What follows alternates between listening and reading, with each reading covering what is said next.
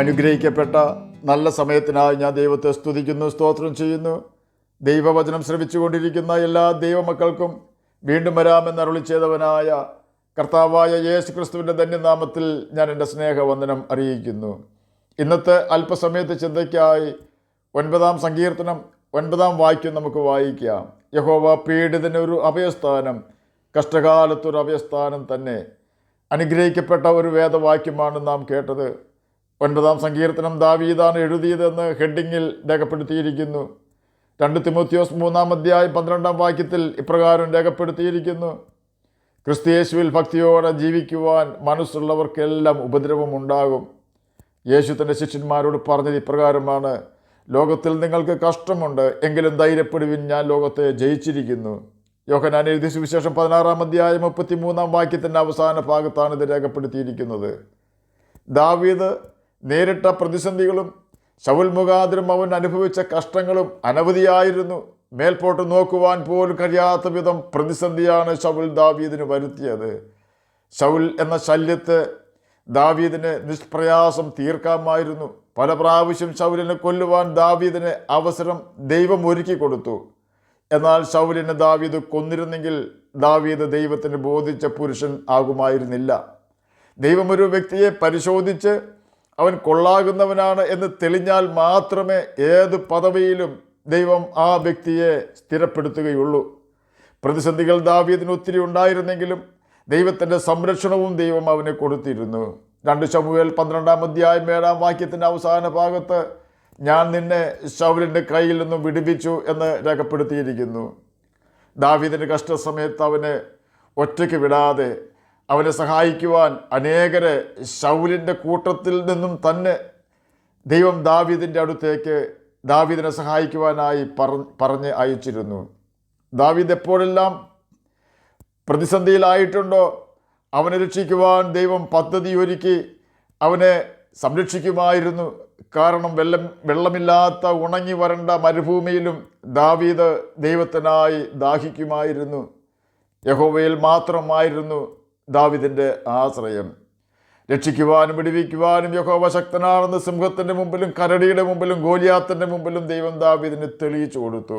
ഒറ്റക്കാര്യം മാത്രമേ ദാവീദ് ചെയ്തിരുന്നുള്ളൂ: ദൈവത്തോട് അകൃത്യം ചെയ്യാതെ തന്നെത്താൻ കാത്തു. അതുകൊണ്ട് തന്നെ ദാവീദിൻ്റെ യുദ്ധങ്ങളെല്ലാം ദൈവം തന്നെ ഏറ്റെടുത്ത് നടത്തുകയും വിജയം ദാവീദിനെ നൽകുകയും ചെയ്തു.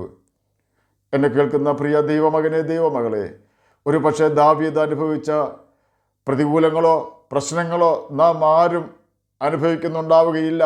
ഒരു സിംഹമോ കരടിയോ ഗോലിയാത്തോ ശൗലോ നമ്മെ മുന്നോട്ട് വിടാതെ തടയുന്നുണ്ടാവുകയില്ല. എന്നാൽ നമുക്ക് മുന്നോട്ടുള്ള യാത്രയ്ക്ക് തടസ്സം നിൽക്കുന്ന ഏത് പർവ്വതമാണെങ്കിലും അതിന് സമഭൂമിയാക്കി തീർക്കുവാൻ ദാവീദിൻ്റെ ദൈവത്തിന് ഇന്നും സാധിക്കും.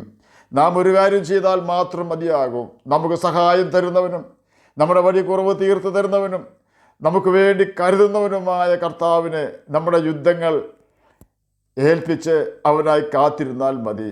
ജയം നേടിത്തന്നുകൊണ്ട് നമ്മെ എതിരേൽക്കുന്നവനായൊരു നല്ല കർത്താവ് ഇന്നും നമുക്ക് വേണ്ടി ജീവിക്കുന്നു. യേശു പറഞ്ഞു, ഞാൻ ജീവിക്കുന്നത് കൊണ്ട് നിങ്ങളും ജീവിക്കും. ഞാൻ കഷ്ടത്തെ ജയിച്ചതുകൊണ്ട് നിങ്ങളും കഷ്ടത്തെ ജയിക്കും. ഇത് യേശുവിൻ്റെ വാക്തത്വമാണ്. നമ്മുടെ മുൻപിൽ നിന്നും മാറുകയില്ല എന്ന് പറഞ്ഞുകൊണ്ട് നമ്മുടെ ഭാവിയെ തടയുന്ന പ്രതിസന്ധികളെ നോക്കി നാം നിരാശരാകാതെ യേശുവിൻ്റെ മുഖത്തേക്ക് ശ്രദ്ധിച്ചു നോക്കുക. അവൻ്റെ മുഖം കണ്ടാൽ ആളാണെന്ന് തോന്നാത്ത വിധം റോമൻ പടയാളികൾ വിരൂപമാക്കി കളഞ്ഞു. ശരീരം ഇടിച്ചും അടിച്ചും മുൾക്കൊളുത്തുകളാൽ വലിച്ചു കീറിയും റോമൻ പടയാളികൾ ആഘോഷിച്ചു. മനുഷ്യവേഷം എടുത്ത് ഭൂമിയിലേക്ക് വന്ന ജീവനുള്ള ദൈവത്തോടാണ് അവർ ക്രൂരത കാണിച്ചു കൊണ്ടിരുന്നത്. കാരണം യേശുവിനെ അവർക്ക് മനസ്സിലായില്ല. അവനെ ആർക്കും തിരിച്ചറിയുവാൻ കഴിഞ്ഞില്ലെങ്കിലും മാനസാന്തരപ്പെട്ട കള്ളന് അവനെ മനസ്സിലായി. അതുകൊണ്ട് തന്നെ അവൻ യേശുവിനോട് നിലവിളിച്ചു, യേശുവേ, നീ രാജ്യത്വം പ്രാപിച്ച് മടങ്ങി വരുമ്പോൾ എന്നെയും ഓർക്കണമേ. യേശു പറഞ്ഞു, ഞാൻ രാജ്യത്വം പ്രാപിച്ച് മടങ്ങി വരുമ്പോഴല്ല, ഇന്ന് തന്നെ നീ എന്നോടുകൂടെ പറുദീസയിൽ ഇരിക്കും. വലിയ കഷ്ടതയായിരുന്നു ആ കള്ളൻ അനുഭവിച്ചിരുന്നത്. തൻ്റെ തെറ്റുകൾ കൊണ്ടായിരുന്നു തൻ്റെ കഷ്ടത. രക്ഷിക്കുവാൻ ആരും ഉണ്ടായിരുന്നില്ല. എന്നാൽ ചെറിയ ഒരു പ്രാർത്ഥന കൊണ്ട് അവൻ്റെ നരക ജീവിതത്തിൽ നിന്നും രക്ഷപ്പെട്ടു. അവൻ്റെ കൂട്ടുകാരൻ അവനെപ്പോലെ തന്നെ കുരിശിൽ കിടക്കുന്നുണ്ട്, കഷ്ടത അനുഭവിക്കുന്നുണ്ട്, വേദന കൊണ്ട് പൊളയുന്നുണ്ട്. ജീവൻ പോകുന്നതുവരെയും അവൻ അങ്ങനെ തന്നെ പുളയേണ്ടി വരും. ഒടുവിൽ വറചട്ടിയിൽ നിന്നും എരുതിയിലേക്ക് എന്ന പോലെ കുരിശിൽ നിന്നും മാനസാന്തരപ്പെടാത്ത കള്ളൻ നിത്യ നരകത്തിലേക്ക് വലിച്ചെറിയപ്പെട്ടു. കാരണം അവൻ്റെ നിർണായക സമയത്തു പോലും യേശുവിനെ അവൻ തിരിച്ചറിഞ്ഞില്ല. കാരണം തൻ്റെ പാപങ്ങളേറ്റു പറയുവാനും ഉപേക്ഷിക്കുവാനും അവൻ തയ്യാറായില്ല. അതുകൊണ്ട് തന്നെ അവൻ്റെ നിത്യ യാതനാ സ്ഥലത്ത് കഴിക്കേണ്ടി വന്നു. അവനും റോമ പട്ടാളക്കാരാൽ പീഡിപ്പിക്കപ്പെട്ടു. യേശുവിൽ അവൻ അഭയം പ്രാപിച്ചില്ല എന്ന കാരണത്താൽ അവൻ നിത്യയാതനാ സ്ഥലത്തേക്ക് പോകേണ്ടി വന്നു.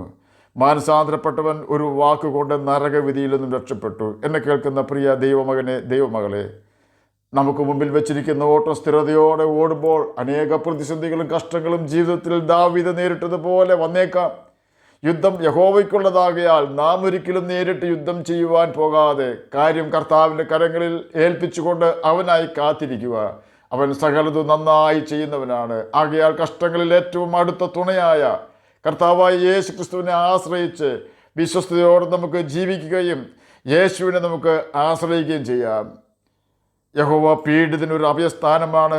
ആകയാൽ നമുക്ക് അവൻ്റെ കൽപ്പനകൾ അനുസരിച്ചുകൊണ്ട് അവൻ്റെ സ്നേഹത്തിൽ വസിക്കുകയും നിത്യജീവൻ അവകാശികളായി തീരുകയും ചെയ്യാം. കർത്താവ് അതിനെ നമ്മെ സഹായിക്കട്ടെ എന്ന് പ്രാർത്ഥിച്ചുകൊണ്ട് ഞാൻ എൻ്റെ വാക്കുകളിൽ നിന്ന് വിരമിക്കുന്നു. നമുക്ക് പ്രാർത്ഥിക്കാം. ഞങ്ങളെ സ്നേഹിക്കുന്ന സ്വർഗീയ പിതാവേ, നല്ല വചനത്തിനായി അങ്ങയെ സ്തുതിക്കുന്നു, സ്തോത്രം ചെയ്യുന്നു. എന്നെ കേൾക്കുന്ന ഏതെങ്കിലും പ്രിയപ്പെട്ടവർ പ്രതിസന്ധികൾ മൂലം ഭാരപ്പെടുന്നുവെങ്കിൽ അങ്ങ് അവർക്ക് ആശ്വാസം കൊടുത്ത പ്രതിസന്ധിയിൽ നിന്ന് മോചനം കൊടുക്കണമേ. അങ്ങയുടെ വചനം വായിക്കുവാനും ഗ്രഹിപ്പാനും അതിന് പ്രകാരം ജീവിക്കുവാനും അടിയനെ കേൾക്കുന്ന അങ്ങയുടെ കുഞ്ഞുങ്ങളെയും സഹായിക്കണമേ. രോഗത്താൽ ഭാരപ്പെടുന്നവർക്ക് രോഗസൗഖ്യം കൊടുക്കണമേ. വാർദ്ധക്യത്തിലായിരിക്കുന്ന പ്രിയപ്പെട്ടവർക്ക് സമാധാനവും പ്രത്യാശയും വർദ്ധിപ്പിച്ചു കൊടുക്കണമേ. ജഡത്തിൽ കഷ്ടത അനുഭവിപ്പാൻ ഇടവരാതെ അവരെ സഹായിക്കണമേ. പഠിക്കുന്ന കുഞ്ഞുങ്ങൾക്ക് പഠിക്കുവാനുള്ള ബുദ്ധിയും ജ്ഞാനവും ഓർമ്മശക്തിയും കൊടുക്കണമേ. പ്രാർത്ഥന കേട്ടതിനായി സ്തോത്രം. യേശുവിൻ്റെ നാമത്തിൽ തന്നെ ആമേൻ. കർത്താവ് എല്ലാവരെയും അനുഗ്രഹിക്കട്ടെ.